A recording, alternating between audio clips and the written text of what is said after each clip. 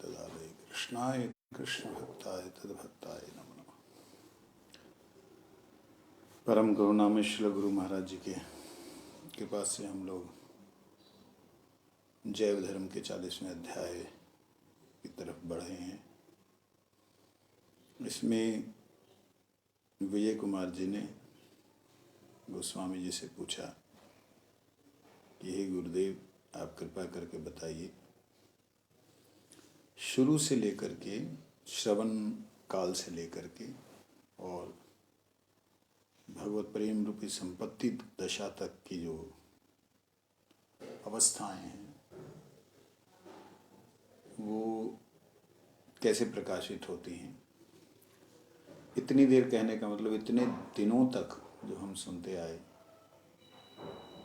जो वो लोग हरि कथा करते आए, उसका फाइनल एक कंक्लूजन दे रहे हैं यहाँ पे।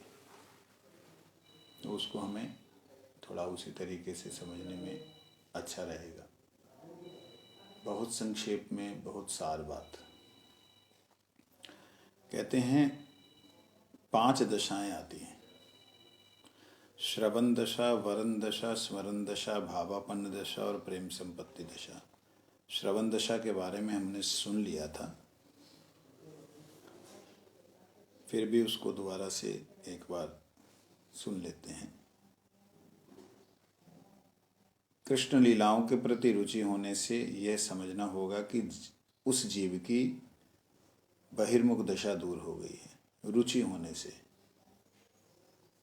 उस समय उसमें कृष्ण कथा श्रवण करने की लालसा जागृत हो गई है। अपने से श्रेष्ठ किसी भी भक्त के निकट ही कृष्ण कथा का श्रवण होता है। श्रीमद् भागवत में कहा है, तस्मिन् महन मुखरिताम मधुभिश्चरितः पीयूष शेष सरिता परितस्रवन्ति ताये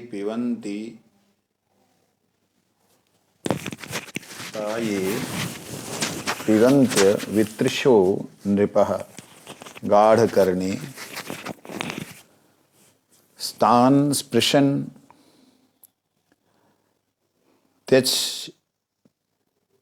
त्यश्न त्रिग भय शोक मोहा। कहते हैं, उस साधु समाज में महापुरुषों के मुख से निकले हुए कृष्ण के चरित्र रूप शुद्ध अमृत की अनेकों नदियां बहती रहती हैं। जो लोग अतृप्त चित्त से श्रवण में तत्पर अपने कर्ण कुहरों द्वारा उस अमृत का छक कर पान करते हैं, उन्हें भूख, प्यास, भय, शोक और मोह आदि अनर्थ सब बाधाएं, कोई भी उनको बाधा नहीं पहुंचा सकती। अतृप्त चित्त से कृष्ण कथा, भगवान की कथा, वैष्णवों के जो चरित्र है, भक्त चरित्र, उसे श्रवण करके कभी तृप्त होना नहीं।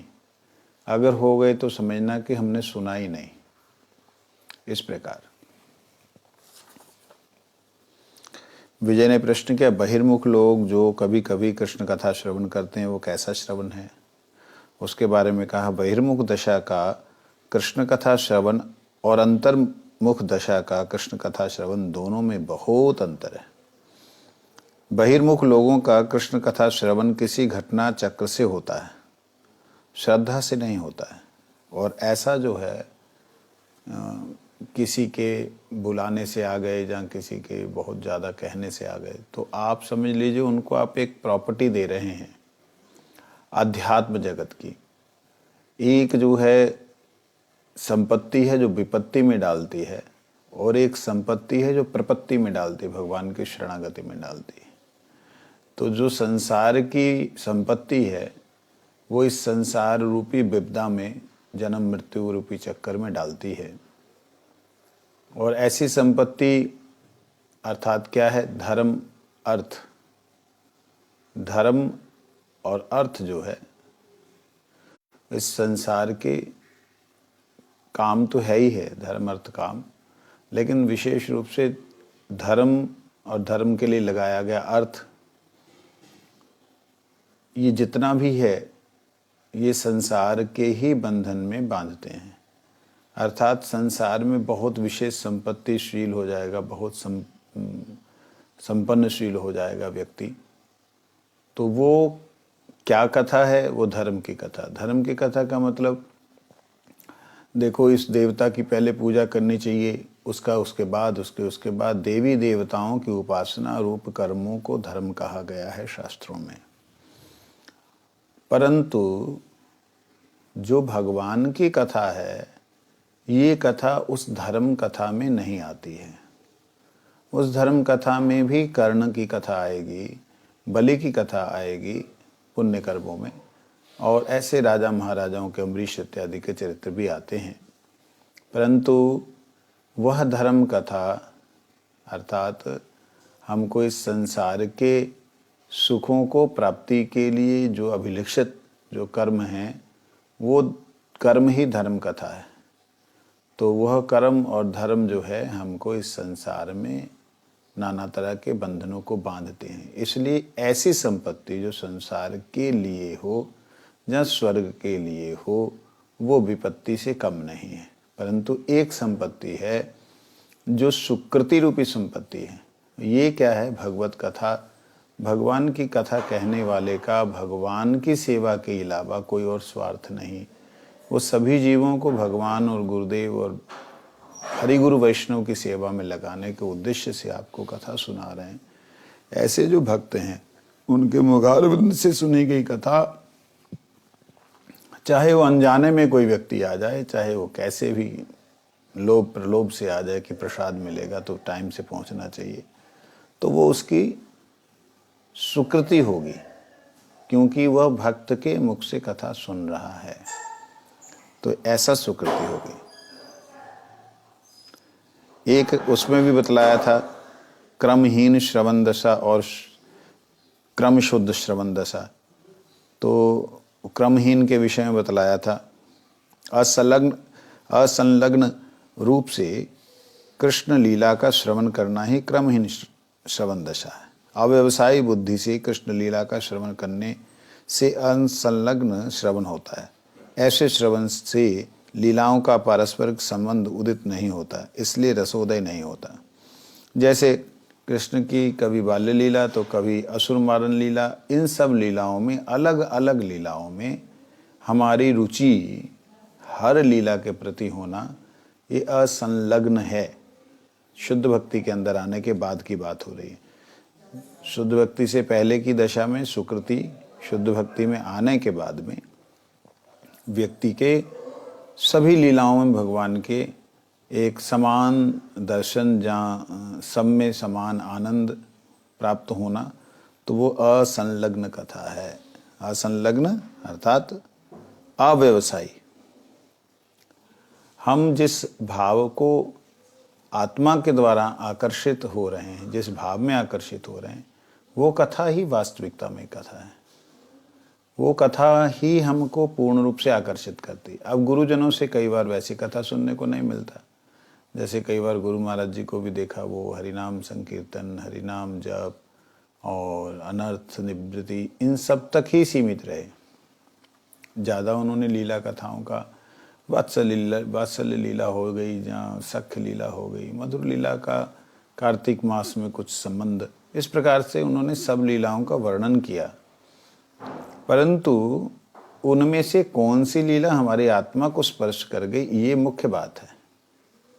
तो भगवान से संबंधित कथा, ये संलग्न का मतलब, जैसे कृष्ण भगवान की कथा है तो कृष्ण की लीला सुन करके जो आनंद आता है, राम जी की लीला सुन के वैसा आनंद आता है, बामन जी की भी लीला सुन के वैसा आनंद आता है, तो ये असंलग्न हरि कथा हो गई। कृष्ण की लीला श्रवण करके आनंद आता है, लेकिन जो अपना रस है, उस रस की बात आते ही फिर आह्लाद होना शुरू हो जाता है, जहाँ रोमांच होना शुरू हो जाता है, तो समझना कि ये संलग्न कथा है। असंलग्न और संलग्न का अर्थ ये है। कहते क्रमशुद्ध श्रवण दशा किसे कहते हैं? व्यवसाय आत्मिका बुद्धि के साथ जब संलग्न रूप से कृष्ण लीला का श्रवण होता है, तभी रसोदय होता है। अष्टकालीय नित्य लीला एवं जन्मादि में नैमित्तिक लीलाएं अलग अलग सुनने पर कर्मशुद्ध श्रवण होता है। मतलब जन्म इत्यादि जो लीलाएं हैं वो नैमित्तिक लीलाएं हैं, अलग अलग सुनने पर। मतलब कभी बाल्य लीला की चर्चा चल रही तो बाल्य लीला की चल रही है, अचानक से बाल्य लीला में बोलने वाला रास लीला को घुसा लिया है। जैसे उदाहरण के लिए कि बाल्य लीला की चर्चा में जो है राधा रानी को और श्याम सुंदर को जो उच्चारण कर रहे हैं शब्द, वहाँ पे गोपाल जी का नाम लेना है, तो हमारे रास बिहारी प्यारे गोपाल जी, ऐसे नहीं चलता, तो वो असंलग्न हो जाता है। व्यवसायत्मिका बुद्धि का मतलब है बिल्कुल क्लियर है ऑब्जेक्ट हमारा कि हमने इसको प्राप्त करना है, ऐसे प्राप्त करना है वो।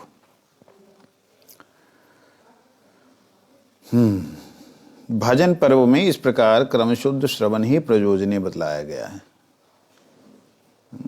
क्रमशुद्ध श्रवण का मतलब जब हमें क्लियर हो जाए, जैसे उदाहरण के लिए भागवत कथा श्रवण कर रहे हैं तो उसमें जन्म लीला भी आई, ठाकुर जी के बाल्य लीला भी है, ठाकुर जी की किशोर लीला भी है, तो इसके साथ में सब सखा माताएं दास सब ब्रजवासी सब शांत दास्य वात्सल्य मधुर सभी रसों के जो भक्त हैं उसमें युक्त हैं, उन लीलाओं का क्रम से श्रवण करते हुए, अलग अलग श्रवण करते हुए जब हम लोग उसमें प्रवेश करते हैं तब हमकारा रस हमको आह्लादित करता है, ये कहने का अभिप्राय है।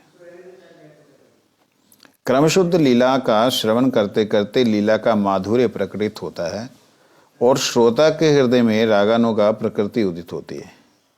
उस समय श्रोता मन ही मन यह सोचता कि आह, सुबल का क्या ही आश्चर्यजनक सख्य भाव है, मैं भी उन्हीं की भांति सख्य रस में कृष्ण की सेवा करूंगा। इस प्रवृत्ति का नाम लोभ है। लोभ के साथ ब्रजवासी के भाव के अनुगत होकर कृष्ण का भजन करना ही रागानुगा भक्ति है कहा गया है। मैंने यहाँ सख्य रस का उदाहरण दिया, 10 से आदि 4 प्रकार के रसों में भी इसी प्रकार की रागानुगा भक्ति होती है। तुम मेरे प्राणेश्वर नेमानंद की कृपा से श्रृंगार रस के अधिकारी हो, अतः ब्रज सुंदरियों की कृष्ण सेवा देखकर उनकी ही भांति कृष्ण सेवा करने का लोभ तुम्हारे हृदय में उत्पन्न हुआ था। उसी लोभ ने तुम्हें उसे प्राप्त करने का पथ प्रदान किया है। वास्तव में गुरु शिष्य का संवाद ही इस पर्व की श्रवण दशा है। श्रवण दशा जो है गुरु शिष्य का संवाद ही इस पर्व की परम दशा। मतलब यहाँ पर जो हमारे पथ प्रदर्शक गुरुदेव हैं, जिनकी कृपा से हमें हमारे रस का अनुभव हुआ, जहाँ हमारे रस में प्रवेश करने का भाव जगा, वो गुरुदेव अथवा दीक्षा गुरुदेव जिन्होंने हमें दीक्षा प्रदान की और हमारे अप्रकट होने के बावजूद भी हमारे साधन भजन के समय पर वो समय समय पर हमें निर्देश देते हैं, दर्शन देते हैं, जहाँ कुछ लीला का दर्शन कराते हैं, तो वह गुरु जो है शिष्य का संवाद, ऐसा गुरु शिष्य का संवाद, वही इस पर्व की श्रवण दशा अर्थात क्रमशुद्ध जो श्रवण दशा है वो है। आगे कहते हैं श्रवण दशा क्या होने से पूर्ण होती है, क्या हो जाए तो समझ जाए पूर्ण हो गई। 5 दशाओं की बात चल रही है। श्रवण वरण, पहले श्रवण दशा फिर वरण दशा है, और वरण दशा के बाद में स्मरण दशा है, फिर भावापन्न दशा है, फिर प्रेम संपत्ति की दशा है। ये 5 दशाएं हैं। तो कहते हैं पूर्ण हुई है श्रवण दशा, कैसे मालूम पड़ेगा कि कृष्ण लीला का नित्यत्व अनुभव होने पर श्रवण दशा पूर्ण होती है। मतलब जो लोग कृष्ण कथा करते हुए कृष्ण थे, कृष्ण ने ऐसा कहा था, तो था इत्यादि प्रयोग कर रहे हैं, परंतु उनका विश्वास कृष्ण है तो ठीक है, लेकिन जिनका थे ही भाव है, वो भले ही बोले कृष्ण आ रहे हैं, कृष्ण ने ऐसा गोविंद सखाओं से कहा, तो ये अगर कोई नाटकीय तरीके से कृष्ण कथा बोलते हुए है शब्द का प्रयोग कर रहा है, परंतु उसका भाव में कृष्ण नित्य नहीं, उनकी लीला नित्य नहीं है। एक बोलने में नित्य नहीं लग रही लीला, एक बोल रहा है नित्य लीला की तरह, परंतु मानता नहीं है, कहता आखिर में ब्रह्म में विलीन हो गए सभी के सभी। तो ऐसी कथा नहीं श्रवण करनी, कभी भी नहीं श्रवण करनी। इसलिए कृष्ण लीला का नित्यत्व अनुभव होने पर श्रवण दशा पूर्ण होती। ठाकुर जी की नित्य लीला ये जो अनुभव हो जाए तभी पूर्ण दशा समझिए। कहते विशुद्ध अप्राकृत होने के कारण मनोहर होती है, उसमें प्रवेश करने के लिए व्याकुलता पैदा होती है। गुरुदेव शिष्य को साधकगत पूर्वोल्लिखित 11 भावों को दिखला देते हैं। देखिए 2 तरह के भाव हैं। 11 भाव जो यहाँ पे बतलाए गए हैं, पहले भी हमने जो श्रवण किया था 11 भावों के बारे में, कि 11 भाव कौन कौन से हैं, कैसे प्राप्त होते हैं, उनके बारे में हमने श्रवण किया था। वो संबंध, उम्र, वय, नाम, रूप, यूथ, वेश, आज्ञा, वास, सेवा, पराकाष्ठा, श्वास और पाल्यदासी भाव। ये पाल्यदासी भाव हो, जहाँ सेवक भाव हो, पाल्यदास भाव हो, तो जिसको हमारे यहाँ पे ठाकुर जी के जो सखाओं के अनुगत में जो दास हैं, सखियों के अनुगत में, दासियों के अनुगत में जो दास हैं, इस प्रकार से ये सब भाव हैं। 11 जो हैं भाव हैं। इन 11 भावों को गुरुदेव शिष्य को देते हैं। हमारे तो गुरुओं ने दिया नहीं, हमको तो ऐसी शिक्षा दी नहीं, हम उस योग्य हुए ही कहाँ कि वो दें। ये जबरदस्ती होता थोड़ी है। सुखदेव जी का जन्म कब हुआ और कब पराशर ऋषि का हुआ, कब व्यास जी का हुआ। पराशर ऋषि, व्यास इत्यादि क्या कोई साधारण महापुरुष हैं? नित्य सिद्ध पुरुष हैं, वो नित्य सिद्ध भगवान के परिकर हैं। परंतु गोलोक लीला का वर्णन जो सुखदेव जी के मुख से हुआ, वो उन्होंने कभी श्रवण नहीं किया। तो ये कारण से सुखदेव जी की कथा, जो सुखदेव जी का अनुभव, शुको वेत्ती, हम वेत्ती, व्यास वेत्ती, व न वेत्ती वा। शिव जी कहते हैं सुखदेव जानता है, मैं जानता हूँ, व्यास जान भी सकता है, नहीं भी जान सकता। जिन्होंने भागवत लिखी उनके बारे में वर्णन कर रहे हैं। तो इस प्रकार से ऐसा नहीं होता कि वो मेरे से बहुत श्रेष्ठ हैं, उनका तो इस प्रकार का भाव नहीं, मैं जो ऐसा भाव कर रहा हूँ वो तो मेरा कपट भाव है, या मैं गलत कर रहा हूँ। ऐसा नहीं सोचना। आपके हृदय में जो आह्लाद, जो आनंद, जो सेवा का भाव उदित हो रहा है, जब उदित होता है, वो आपका नित्य भाव समझते हुए उसमें प्रवेश कीजिए। ये श्रेष्ठ है, वो निकृष्ट है, ऐसा दुर्भाव कभी नहीं लाना। ये चीज को समझिए।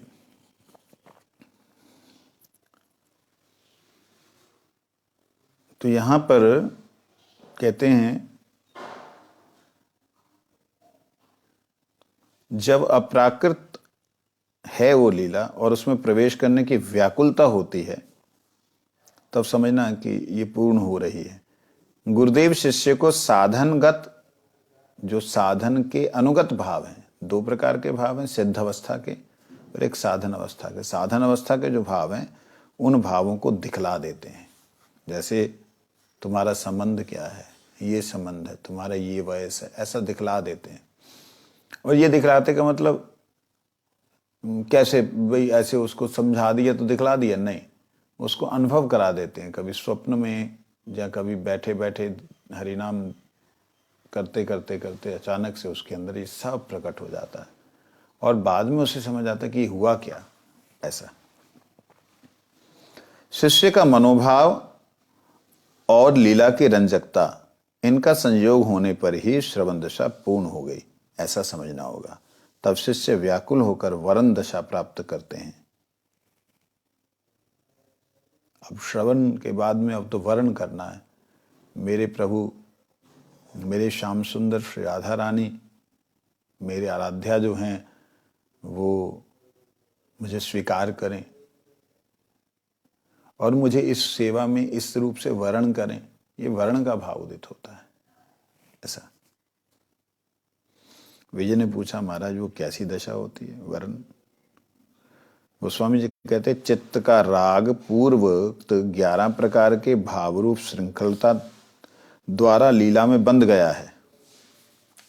जो 11 जो भाव हैं, संबंध, वय, नाम, रूप, यूथ, वेश, आज्ञा, वास, सेवा, पराकाष्ठा भाव, और जो भी पाल्यदासी, पाल्यदास या सखा, सखी, जो भी भाव हैं, वो सब भावों में से उसमें वो पक गया,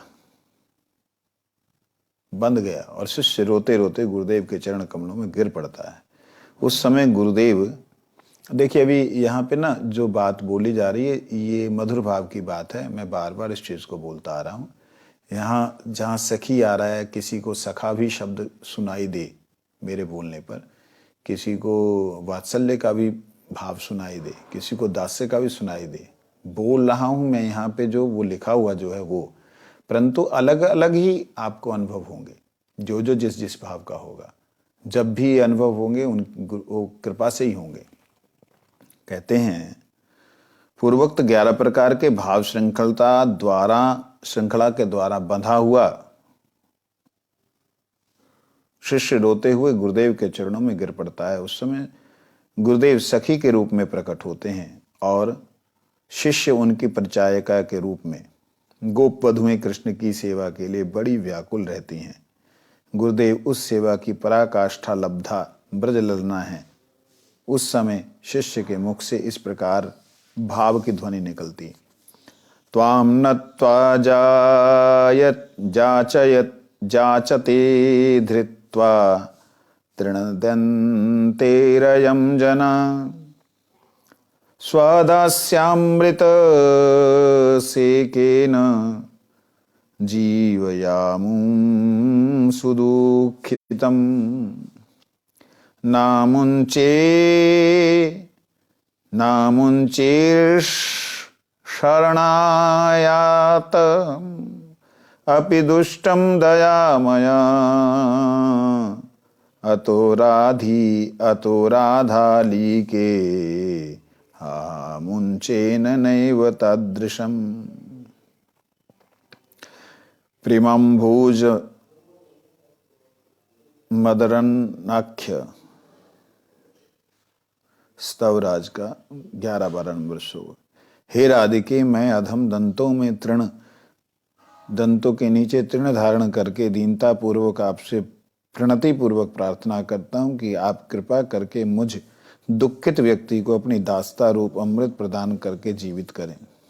जब दयालु व्यक्ति शरण में आए हुए दुष्ट जन का भी परित्याग नहीं करते, तब आप भी इस आश्रित दुष्ट व्यक्ति का त्याग ना करें। मैं आपके चरणानुगत होकर ब्रज युगल की सेवा करने के लिए अतिशय व्याकुल हूँ। इसी को वर्ण दशा कहते हैं। ऐसी दशा में गुरु रूपा सखी उसे ब्रज में वास कर कृष्ण नाम आश्रय पूर्वक लीला स्मरण होने की आज्ञा देती है और उसे आश्वासन प्रदान करती कि तुम्हारी मनोकामना शीघ्र सिद्ध होगी। ये है वरण दशा। अब है स्मरण दशा। श्री रूप गोस्वामी जी कहते हैं, गोपाल गुरु गोस्वामी उस श्लोक को उल्लेखित करते हैं भक्ति रसामृत सिंधु के। कृष्णं स्मरण जनम चास्य पृष्ठं निज समीहितं तत्तत् कथारतश्चासो कुर्याद्वासं व्रजे सदा सेवा साधक रूपेण सिद्ध रूपेण चात्र हि तदभाव विलुप्सुना कार्या ब्रजलोकानुसारतः श्रवणोत्कीर्तनानादीनि वैद्यभक्त्यनूदितानि तु यान्नंगानि च तान्यत्र विज्ञेयानि मनीषिभिः। कहते कृष्ण और उनके अपने प्रियजनों का सदा स्मरण पूर्वक उन्हीं कथाओं में निरत होकर सर्वदा ब्रज में वास करना चाहिए। शरीर से ब्रजवास करने में असमर्थ होने पर मन ही मन ब्रजवास करना चाहिए। रागात्मिका भक्ति के प्रति जिन्हें लोभ होता है वे ब्रजजन के कार्यानुसार साधक रूप से बाहर में और सिद्ध रूप से अंतर में सेवा करेंगे। रागात्मिका भक्ति के प्रति जिन्हें लोभ होता है,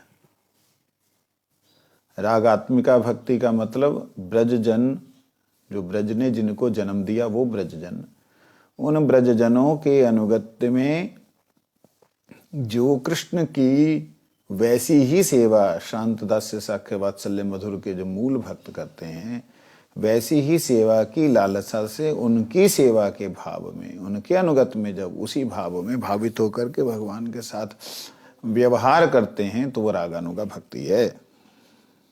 कहते हैं उनके प्रति जिनका लोभ हो जाता है वो ब्रजजन के कार्यानुसार साधक रूप से में बाहर, जो ब्रजजन हैं, ब्रजवासी हैं, ब्रज में जिनका जन्म विशेष रूप से हुआ है, वो लोगों के कार्यानुसार बाहर से सेवा करते हैं और सिद्ध रूप में अंतर से सेवा करेंगे।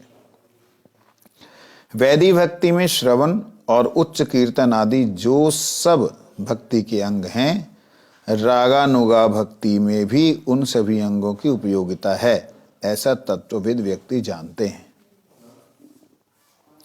कहते हैं इन दो श्लोकों का अर्थ बतलाने से पहले ही विजय कुमार बीच में बोल पड़े। कुर्याद वासम ब्रजे सदा का अर्थ क्या है? जीव गोस्वामी ने कहा है इस शरीर से ब्रजमंडल में तथा लीला मंडल में निवास करना चाहिए। देह से ब्रजवास संभव नहीं होने पर मन ही मन ब्रजवास करना चाहिए। मन ही मन ब्रजवास का फल भी शरीर के ब्रजवास करने के समान ही होता है।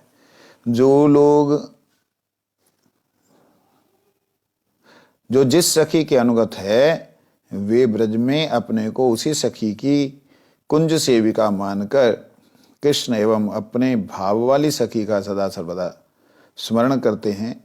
साधक रूप में उस स्थूल देह से श्रवण कीर्तन आदि वैदिक भक्ति का अनुष्ठान करते हैं और प्राप्त किए हुए 11 भावों से सिद्ध गोपी देह में कार्यानुरोध से लीला का ध्यान निर्दिष्ट सेवा करते हैं। विधि पूर्वक जीवन यापन करना चाहिए तथा सिद्ध देह की पुष्टि और भावों के अनुसार करनी चाहिए। ऐसा होने से ब्रज से इतर विषयों के प्रति विरक्ति होगी। ये एक बात है, इसका अनुकरण नहीं होगा।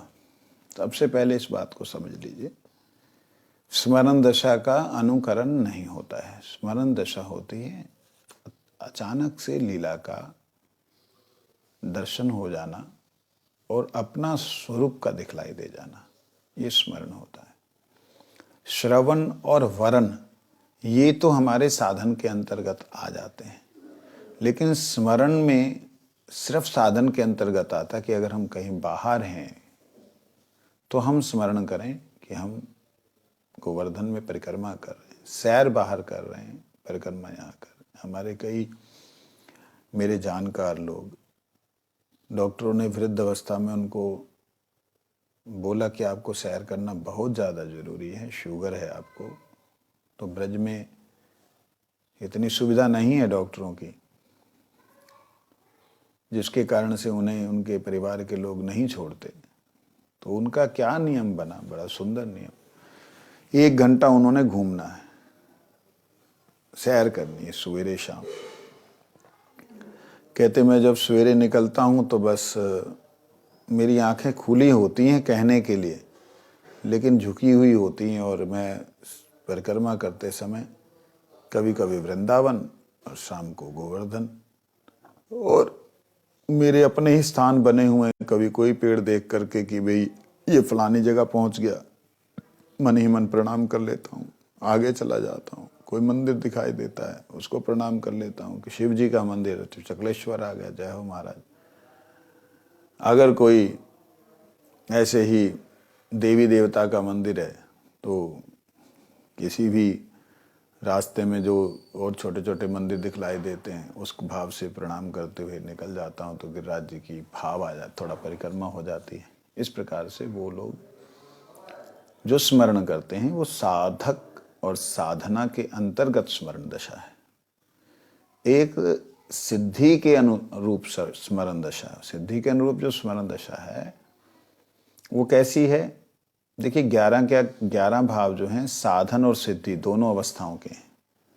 तो साधन काल में कैसा होगा, सिद्धि काल में कैसा होगा? सिद्धि काल में क्या होता है, चाहे वो विदेश में हो चाहे वो भारत के अन्य किसी कोने में हो, तो वो जब बैठता है चिंतन करता है तो उसको अपनी लीला का स्मरण हो आता है। जहाँ से वो लीला छूटी थी उसके आगे का ना चिंतन करते हुए केवल उसी लीला में वहीं उसी दरवाजे पे जहाँ उसी जगह पे अपने आप को पाता है और हरिनाम जप करता है, भजन करता है, साधन करता है। तो उसमें से फिर कुछ छोटा सा इशारा नित्य लीला से उसको हो आता है। जब ऐसा कुछ होता है तो उसको फिर दिव्य आनंद होता है। ऐसे करते करते धीरे धीरे धीरे धीरे वो आगे बढ़ते हैं। ये है नित्य लीला में प्रवेश करने का, जीवित रहती अवस्था में प्रवेश करने का, शरीर के जीवित रहती अवस्था में प्रवेश करने का तरीका। याद रहे, श्रवण, वरण, स्मरण ये अत्य आवश्यक हैं। श्रवण में आप लोगों ने सुन लिया, कैसा श्रवण? वरण में आप लोगों ने सुन लिया, कैसा वरण? क्या सेवा का वर्ण है मेरा, क्या वहाँ पे प्रवेश का अधिकार है? ये सब भाव दिव्य भाव हैं। इनको नहीं ग्रहण करने से मैं कविराज गोस्वामी की उस बात को कहूँगा, कोटि जन्म यदि करे श्रवण कीर्तन तबु ना पाए कृष्ण पदे प्रेम धन। कृष्ण चरणों में करोड़ों जन्मों अगर इसी प्रकार से केवल सुनते रहे, बोलते रहे, सुनते रहे, बोलते रहे, तो कृष्ण चरणों में अनुराग नहीं होगा, पुनः पुनः आना ही पड़ेगा। जब तक वरण दशा नहीं आती और वरण दशा के बाद में भजन की तल्लीनता के बाद में स्मरण दशा नहीं आती, तब तक यूं ही हमें बार बार आना पड़ेगा।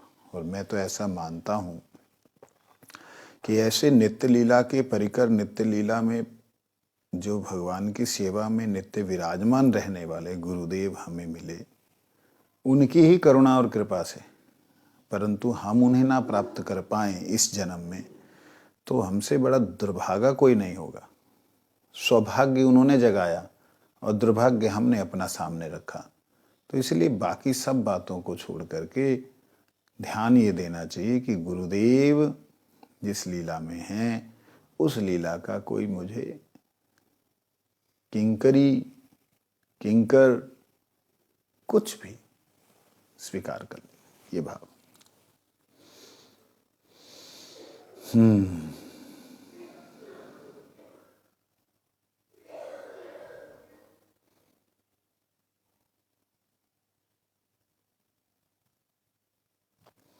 कहते हैं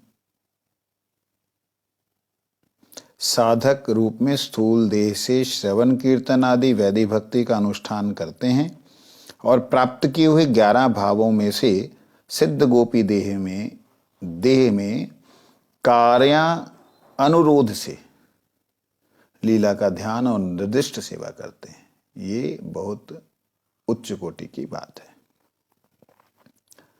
और ये नहीं अगर करेंगे तो होगा भी नहीं, क्योंकि अपनी कल्पना के द्वारा नहीं होगा। आप देख लीजिएगा अपने अपने भावों को, अपनी अपनी अवस्थाओं को। आपको ठाकुर जी की लीलाओं में कुछ एक ऐसी लीलाएं होंगी जो कि आपको बिल्कुल अंतरात्मा को आह्लादित और आकर्षित करती होंगी। डेफिनेटली होगी, ऐसा हो ही नहीं सकता कि ना हो। ये बात है। कहते विधि पूर्वक जीवन यापन करना चाहिए तथा सिद्ध देह की पुष्टि भावों के अनुसार करनी चाहिए। सिद्ध देह हुई है या नहीं हुई है, इसकी पुष्टि भाव के अनुसार करनी चाहिए। ऐसी नहीं कि गुरु जी गोपी भाव में, हमको भी गोपी भाव में जाना पड़ेगा। ये जो लोग बोलते हैं उनका प्रैक्टिकली, उनका वास्तविकता में उनका कोई अनुभव नहीं है। जैव धर्म के अनुसार अलग अलग भाव के भक्तों को गुरुदेव की अलग अलग रूप से एक बार उनका दर्शन होता है, उसके बाद आगे का उनको दर्शन हो जाता है कि कहाँ किस सेवा में उनकी सेवा है। ये बात है। इसलिए इस चीज़ को जबरदस्ती नहीं है कि आपको एक ही भाव में जाना होगा। कहते हैं ऐसा होने से सिद्ध देह की पुष्टि भावों के अनुसार करनी चाहिए, भावों के अनुसार करनी चाहिए। बार बार इस बात को मैं बोल रहा हूँ, अपने आप नहीं कि भाई हमारे गुरुजी को नहीं मैं छोड़ सकता, मैं चाहे मेरा चाहे सखा भाव क्यों ना हो, मैं सखी भाव में जाऊंगा, मेरे गुरुजी को नहीं मैं छोड़ सकता। ये छोड़ना और पकड़ना कहे तो जड़िए संसार की वो है दशा। नित्यधाम में दशा कहाँ से आगे छोड़ना और पकड़ना? वहां गुरुदेव ने जिस सेवा में लगा दिया, जिस रूप का दर्शन करा के जिस सेवा में लगा दिया, उधर चले जाओ। नहीं नहीं मैंने नहीं छोड़ना, तो काय को अब बच्ची की जब शादी होती है, नहीं मैंने मम्मी को नहीं छोड़ना, मम्मी मैं मर जाऊंगी, पापा मैं मर जाऊंगा। क्या मम्मी मर जाऊंगी, पापा मर जाऊंगी? तुमको तुम्हारा जो संबंध, जो नया जीवन मिल रहा है, उस जीवन को जियो, उसमें माता पिता प्रसन्न होते हैं, इसी प्रकार से गुरुदेव प्रसन्न होते हैं। और फिर आपको जो वहां पे सेवा का भाव जो अंतरात्मा में प्रकट हुआ है, उसकी बात हो रही है। ये जो शब्द को एक एक शब्द पे ध्यान देने योग्य है। सिद्ध देह की पुष्टि भावों के अनुसार करनी चाहिए, विधि पूर्वक जीवन यापन करना चाहिए तथा सिद्ध देह की पुष्टि भावों के अनुसार करनी चाहिए। ऐसा होने से ब्रज से इतर विषयों के प्रति विरक्ति हो जाएगी। ये बात है। इस प्रणाली को कुछ और भी स्पष्ट किया जाए। विजय ने कहा, कहते अप्राकृत भावों के साथ निर्जन वासी ब्रजवास है।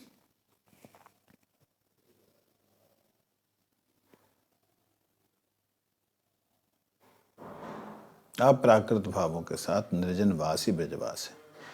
संख्या पूर्वक हरिनाम करते हुए अष्टकालीय सेवा करना,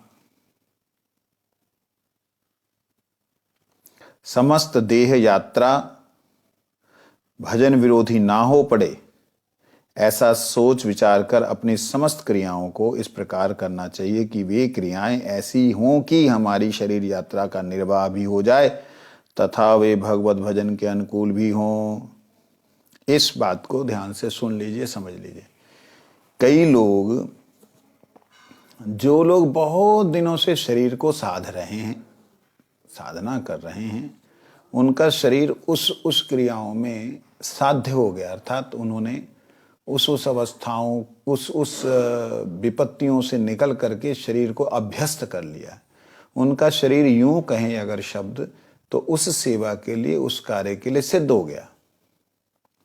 लेकिन कुछ लोग जबरदस्ती उनकी नकल करते हैं, फिर वो विपत्ति में पड़ते हैं। ये बात मैंने कई जगह देखी है और इसलिए अपने उन सभी अनुभवों के साथ में मैं बोल रहा हूं। वो विपत्ति में पड़ते हैं, ऐसी विपत्ति में पड़ते हैं कि वो उनका शरीर फिर भजन लायक नहीं रहता और फिर वो तड़फते हैं कि मेरा भजन नहीं हो पा रहा। इसलिए यहां बात कह रहे हैं, देह, कहते समस्त देह यात्रा, सारे शरीर की देह यात्रा बड़ी लंबी है, भजन विरोधी ना हो पड़े। समझ लीजिए, मैं नहीं बोल रहा हूं, 645 नंबर पेज है, 40वां अध्याय है। ये जो बात कह रहे हैं भक्ति विनोद ठाकुर जी, गोपाल गुरु गोस्वामी, जो कि महाप्रभु ने जिसे गुरु की उपाधि दी, वो बोल रहे हैं, समस्त देह यात्रा भजन विरोधी ना हो पड़े, ऐसा सोच विचार कर अपनी समस्त क्रियाओं को इस प्रकार करना चाहिए कि वे क्रियाएं ऐसी हों कि हमारी शरीर यात्रा का निर्वाह भी हो जाए तथा वे भगवत भजन के अनुकूल भी हों। समझ लीजिए। विजय ने कुछ गंभीरता पूर्वक अनुभव करके कहा, प्रभु इस बात को तो समझ गया, परंतु मन को कैसे स्थिर करूंगा? शरीर को तो चलो मैं समझा लूंगा, लेकिन मन को कैसे स्थिर करूंगा? तो गोस्वामी जी कहते हैं, रागानुगा भक्ति लाभ करने के समय ही स्थिर चित्त स्थिर हो जाता है। क्योंकि यदि चित्त राग के साथ ब्रज की ओर चलता है, तब उसकी विषयों के प्रति गति नहीं होती। ये साधन काल में पता लग जाता है। साधन काल में पता लग जाता है। जैसे ही भगवान के नाम को, चिंतन को, लीला को स्मरण करता है तो उसको इधर उधर की सारी बातें भूल जाती हैं, सब खत्म हो जाता है। मतलब फिर वो लीला में ऐसा प्रवेश होता है, वो जो सामने जो दृश्य होता है बस वही रहता है, बाकी सब अगल बगल सब खत्म हो जाता है। ऐसे समय में भक्त का सहयोग करना चाहिए। मैंने एक बार गुरु महाराज जी को देखा। गुरु जी बड़े ही दिव्य भाव में वृंदावन मठ में, सॉरी वृंदावन में तो एक बार हुआ, चंडीगढ़ की बात है।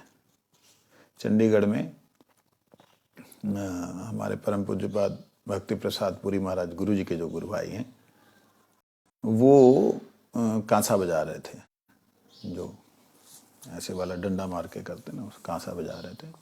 तो गुरु जी ने वहाँ कीर्तन शुरू किया और कोई बजाने वाला नहीं था। मैं गुरु जी के साथ में मृदंग, मादल होती ना, मृदंग के जगह दूसरे तबले के तरह जो बजता है वो बजा रहा था और मैं झूम झूम के बजा रहा था। मैं बार बार महाराज जी को, सामने वाले जो महाराज जी थे उनको इशारा कर रहा था कि महाराज थोड़ा सा ठीक बजाइए, ठीक बजाइए। तो गुरु जी का बार बार भाव खंडित हो रहा था क्योंकि वो ताल से नहीं आ पा रहा है। गुरु जी जो गाना चाह रहे हैं उसमें नहीं जा पा रहे हैं। शायद मेरे को याद है कि वृंदावन में सही दुटी कथा था और वहाँ पे निताई गौरांग ऐसा कुछ था, मेरे याद नहीं आ रहा। तो वो बेताल हो रही थी। तो इतने में कोई दूसरा महात्मा आया, ब्रह्मचारी, उसको गुरु जी ने पुरी महाराज जी को इशारा किया, इसको दे दो। तो मैंने देखा कि इतनी उच्च अवस्था में होने के बावजूद ये ताल, राग, मतलब ये सब डिस्टर्ब करते हैं क्योंकि शरीर ने भी सेवा में जाना है। केवल अपनी उन्मत्त अवस्था में है, कोई साथ में जो नित्यानंद तत्व जो बज रहा है वो कैसे भी बजता रहे, तुम तो अपने भाव में रहो। ऐसे कई लोग बकवास करते हैं जिन्हें भाव के बारे में कुछ ज्ञान नहीं। कहते आप अपने भाव में रहो, आपको क्या लेना देना इधर उधर। अरे भैया, वो नित्यानंद तत्व भगवान को आनंद देने वाला तत्व है, उसको ही अगर इधर उधर उल्टा सीधा बजाएंगे तो क्या कीर्तन में आनंद आएगा। तो वो सारी चीज़ों को मैंने देखा है। यहाँ तो गुरुजी ने जब वृंदावन में हुआ तो हरि कथा में उस दिन बोला, आई थिंक मेरे पास में शायद वो रिकॉर्डिंग कहीं ना कहीं होगी ज़रूर, जिसमें गुरुजी कह रहे हैं कि बाद में हरि कथा में बोला कि ये भाव ऐसा नहीं होता है, हम ऐसा गा दिया हो गया, कीर्तन कर लिया हो गया, ऐसा नहीं होता। भाव बड़ा सूक्ष्म होता है, उसमें सब ठीक चलना चाहिए।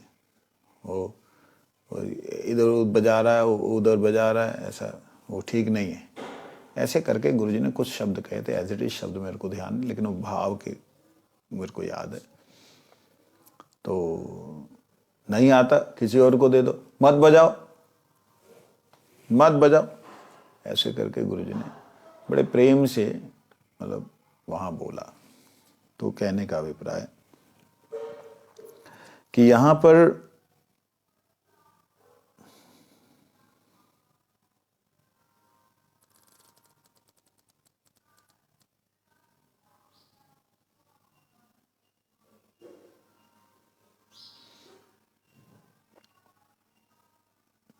कहते रागानुगा भक्ति लाभ करने के समय ही चित्त स्थिर हो जाता है, क्योंकि चित्त राग के साथ ब्रज की ओर चलता है, तब उसकी विषयों के प्रति गति नहीं होती।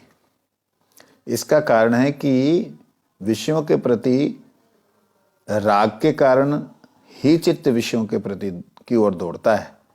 जिस समय वही राग ब्रज की ओर हो जाता है, उस समय विषय राग के अभाव के कारण चित्त स्थिर हो जाता है। फिर भी यदि उत्पात विघ्न बाधा की आशंका हो तो पूर्व क्रम का अवलंबन करना ही लाभदायक है। चित्त स्थिर होने पर उत्पात कुछ नहीं कर सकेंगे। ये बात कहते हैं कि अगर फिर भी कुछ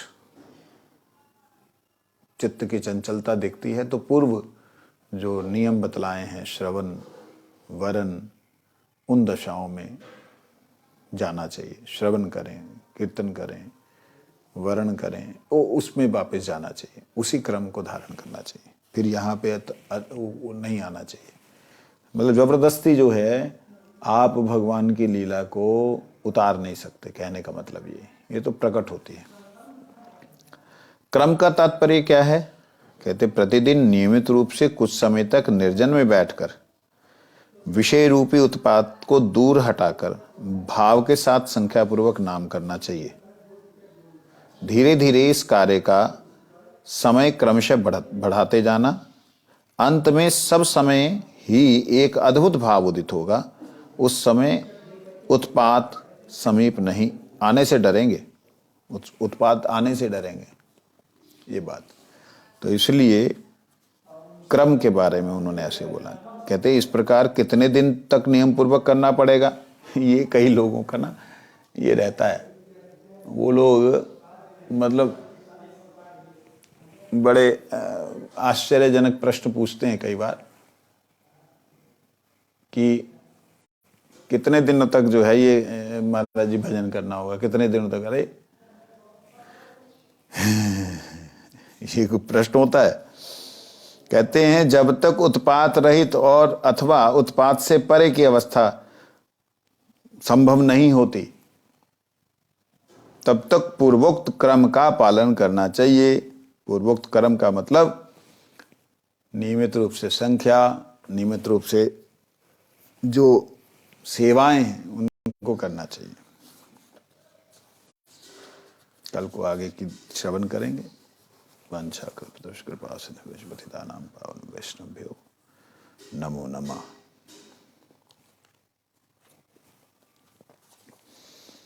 अब बस